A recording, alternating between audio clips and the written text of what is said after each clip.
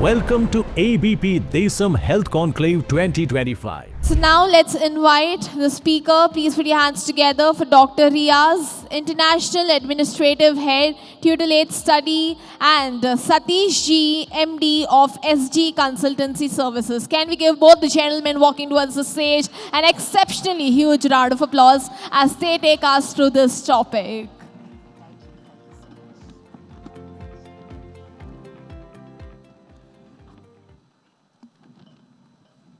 So this is going to be a very interesting topic. We've got future doctors here who probably have had dreams of going and studying abroad, and they might have some questions that might get answered. And I have to apologize, I have a mildly sore throat, but lucky me, I'm surrounded by future doctors. So hopefully I'll get a few tips and remedies of how to fix my throat after this session. So thank you so much for joining us. So we've all seen a growing trend of Indian students pursuing medical education abroad. And I would like to ask the both of you, why is this increase happening? Is it because of the quality of education, infrastructure? Is it something that India is lacking? Or is it something that they gain out of getting an education abroad? Sir, I would like to start with you. Yeah, first of all, I'm very much thankful to the ABP crew, and I'm very much pleased to be here today. And you rightly said, yes, there are many students going abroad for medical education, particularly the students who cannot get the seats here. It is not that they are going abroad only because of the quality education. Of course, in India, we have quality education, but the very unfortunate thing is we don't have sufficient seats available in India for the students. If we take an example, there are about 2.4 million students taking the exam, NEET exam, but very unfortunately only 1.2, 1.3 million students are qualifying. And among those also, there are only approximately 100,000 seats available in India. So that is the reason, with no other choice, the students are going abroad for their medical education. I see. And you both have years of experience guiding students towards getting education abroad. What do you think is the reason, apart from education, is there any other, apart from seats, is there any other reason for students to choose abroad as an option? Yes, Vidhi. I personally think that people in India, students don't get the exposure what they get outside India. You know, they go through a lot of changes outside India, like cultural change. You know, they have to take another language, for suppose, and they have to deal with another kind of patients, not in India. Like there are many kind of different cases outside India, which you can differentiate between. Like as Dr. Sir Satish has said right now, that India is lacking with seats. You know, let me tell you with the stats. Over 20 lakh students have been appearing in the NEET UG exam this year in 2025, out of which 12 lakhs have been like qualified. And 1,18,000 seats. They are fighting for 1,18,000 seats. 12 lakh students. The ratio is too high. You know, so many students who are qualified enough, who can get the seats in India, because of, I think, the caste system also, which like from general categories, they have the same marks as the SC, STs, but they have like privileges and they stay back. So that's why people opt for going outside rather than staying back in India, and they get a good exposure over there too. Yeah. So India is definitely losing out because these students moving out. What do you think are certain measures that Indian education system needs to implement to help these students get better education right here within the country? Yes, of course. Better education with, as we discussed before, increasing number of seats. The only major reason students going abroad is a lack of seats in India. Like if you take example with other countries like China, Russia, other countries, they do have sufficient seats for their students. complete. Whoever want to do the medicine program in those countries, they do have sufficient seats. And apart from that, they are recruiting students from other countries like India, Pakistan, Sri Lanka, Gulf countries. They are recruiting students. So the main factor is scarcity of seats. India has to definitely focus on increasing the seats. All right. And which countries do you think have seen the highest influx of Indian medical students right now? Basically, for medical students, they need to have good infrastructure with the good climatic conditions, and the language barrier should not be there, where the students can get good clinical exposure when they interact with the patients. These kind of situations only we get when the students go and study tropical climatic conditions countries. Let's say, for example, Philippines. If you go to Philippines, there you have even students from India, they don't feel like they are away from home. Why? Because everybody speaks English there. Everybody, we can say more than 95% of the population, they speak English. And the climate is almost like Indian tropical climate. And food and accommodation also will be almost similar to India. So the students will be more comfortable and they'll have very good interaction, clinical exposure with the patients, which is really important for a student to become a good doctor. Absolutely. So Philippines is one. Are there any other countries that are showing a high influx of Indian students? Yes, of course, many people opt to go to Russia. You know, Russia is still under war, but people still go to Russia, you know, because Russia is too large. And the maximum number of students right now from India go to Russia because there are no private universities, there are only government universities in Russia. Okay, and people, like students, love to go to government universities more than private universities. So in Russia, there are a lot of medical universities which people often like to go. And I don't think like after Russia, there are many countries also in the Central Asian countries where people like to go as they get a different vast experience, you know, not like India. Yeah, India itself has the best infrastructure. Being a medical student myself, medical doctor myself, I've seen that like India, you cannot get anything outside. But yes, India should increase its seats for the sake of the doctors in future. Now, I think there would be a challenge where these graduates come back to India and when they want to work here. So do you see there any challenges in integrating them within the Indian healthcare system now that they've studied abroad, practiced abroad, and now they've come back? What do you think are the challenges? The main challenge for the Indian students who go outside is the clinical part, you know. They're good at the theory part. The IMGs, we call them INGs, Indian medical graduates, they have the best clinical experience whatsoever in the world. India is top in the line, you know. And people who are going to different countries, obviously they'll not get that better experience like in India, but they'll have a good exposure when they come back to India. They'll have the theory. They can come back to India. They can write their MCI, FMG exam. Now coming to the next one, and they can clear that, and they can join with the Indian medical graduates and work seamlessly. I'd like to ask both of you now. India is already facing a shortage of healthcare professionals. Of course, increasing seats is one solution, but there have to be other measures as well when it comes to medical infrastructure, when it comes to changing the curriculum a certain way, or providing the kind of experience that the students need. What do you think needs to be implemented right away? And there's students here who can be benefited from certain changes that the Indian education system needs to do. So what do you think those suggestions would be? Yeah, before this NMC took over from MCI, MCA has a list of medical universities in abroad where the students has to go and study.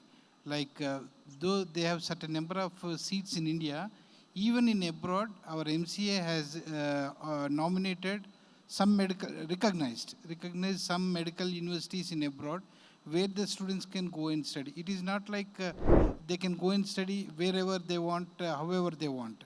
They have made some system and they have recognized some universities. Later on, that list has been removed. Now again, NMC is also working on that. Most probably by next year, next academic year, hopefully we are thinking that NMC will also recognize some universities worldwide, wherever the country, whichever the university, they will recognize depending on the standard, and also maybe they may come up with the capping system. So this university, this country, this many seats. So they might come up, they are doing some homework on that. So hopefully from next year onwards, NMC also will identify and recognize and list out some colleges in abroad where our students can go and study. So there won't be any discrimination also. Why? Because in the coming future, Indian students also has to take the next exam. Those students graduating from abroad also has to take that next exam. As of now, that exam is not there for Indian students. Only if foreign medical graduates are taking that exam. So in coming future, that will be equal for both the students studying in abroad or India. And that will definitely benefit the students. Yeah, that will be benefit. Wherever you study, that doesn't make any difference. Yeah. Only thing is, you should be qualified by the next exam.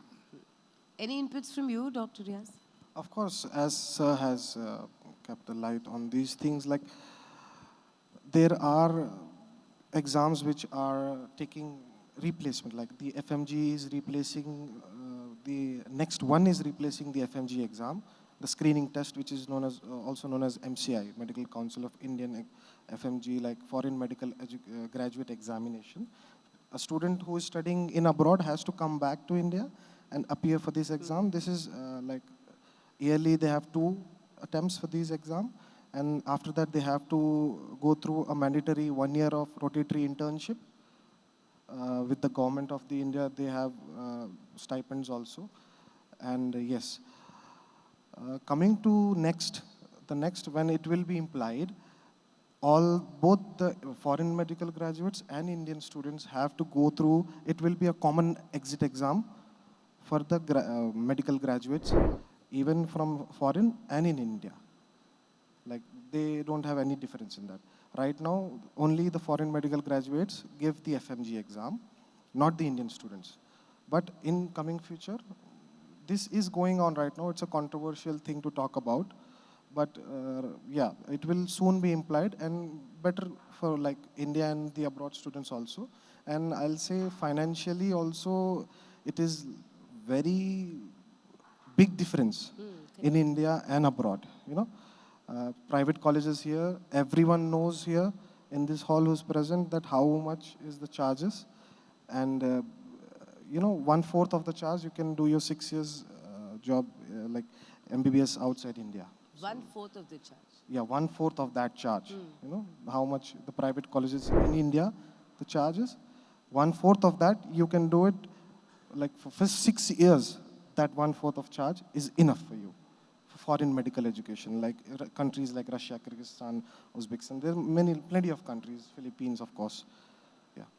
So a lot of students and families also believe that probably opt to study abroad is that you can get better opportunities. Be it job-wise or be it looking for a partner. So do you think there's a huge difference in the kind of opportunities that Indian education provides vis-a-vis when you come back studying abroad? Is there a huge difference, Mr. Satish? Yes, of course. When the students come back to India, there are students have seen, they have attempted twice, thrice their NEET exam to get a seat in India, but unfortunately they have wasted their 2-3 years of time, and unfortunately they could not get the seat in India, and they came abroad, they completed their course. Again, when they came back to India, we have seen hundreds of students who cracked their PG entrance exam in the very first attempt, that too free of cost in A category. I mean to say A category, government universities in the specialization what they want. So it is not that there are quality students could not get the seat. There are many students in India who could not get the seat. That is the reason they are going abroad, with the quality of education what they get in abroad, they're coming back and able to crack the PG seat also. So the quality of education also needs to change. Yes, of course. Like, I know many students who come back to India. There are brilliant minds out there who don't get opportunities in India after writing the NEET UG exam, and they opt to go outside India. God forbid they don't plan to stay there. You know, I have seen students who come back to India and crack the NEET PG exam and get their seats in the AIMS, the top most privileged universities, one of the most top universities in India. So students are very optimistic. They want to do this thing, and many students, after 2019, everyone knows that COVID-19 has affected the healthcare of India, the infrastructure of India very, very strongly. And after that, the medical sector have been getting a significant boom. That's why I think we are sitting here right now. And yeah, India should increase their seats for more opportunities for Indian students who are willing to do, who have the wings, who wants to fly, who wants to become a doctor, who wants to serve the humanity, I think. Yeah, they have to get a chance, a fair chance. Lastly, I would like to ask the both of you, we've got future doctors here. What advice would you want to give to the students here who want to study here or probably opt to go abroad? What should be the right reasons? And also a few inputs on what should be the initial changes that the education system needs to implement.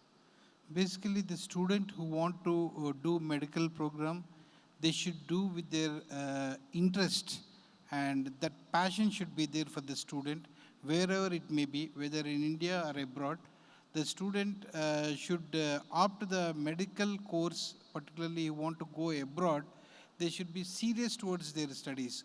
Only the students who are serious towards their studies has to select this medical program. Particularly the students going abroad should select a decent universities where they have very good clinical exposure. All these will get where the population is very high, like China, Ukraine, Russia, Philippines. These four are the pillars for abroad medical education. But for some reasons, Ukraine and China are no more for abroad medical education. Nowadays, students are going to Russia and Philippines, which are the best destinations for the students to do their medical course.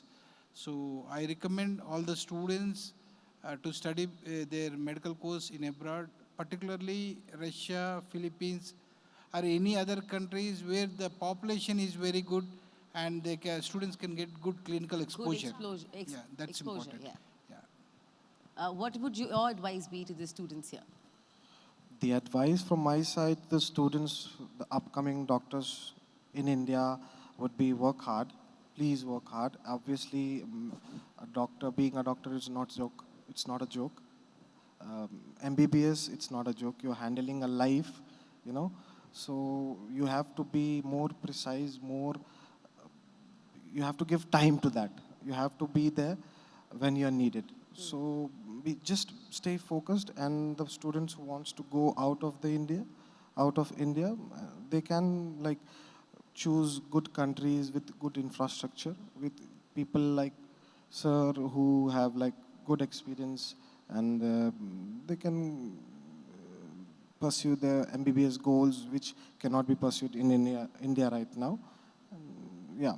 So from my side, the advice will be please work hard, and India needs you. Absolutely. On that note, thank you so much, Mr. Satish Thank ji you. and Dr. Riyaz, for this insightful Thank you, Vidhi. Thank conversation. you. I hope students here paid a little bit of attention and got some insights as well. Thank you so much. Thank you so much. Thank for you. your Thank time. you, Vidhi. Rightly summarized, India needs you. I think that is something to take away. Thank you so much, Vidhi, for moderating the session. And we thank Dr. Riyaz and Mr. Satish for joining us here. I would request Mr. Nageshwara Rao, editor, ABP Desam, to kindly step forward as we honor our speakers here with us today. Can we give both of them a huge round of applause, ladies and gentlemen, for all the incredible insights they've shared today, something to take away and keep in your mind before you plan your next abroad.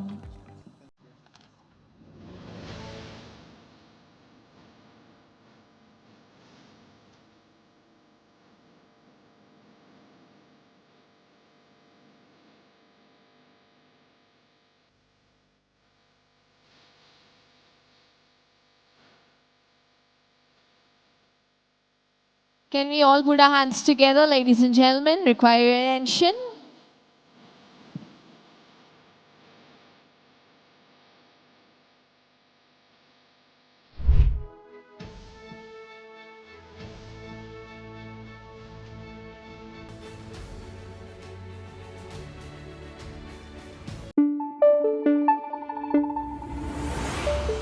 Thank you.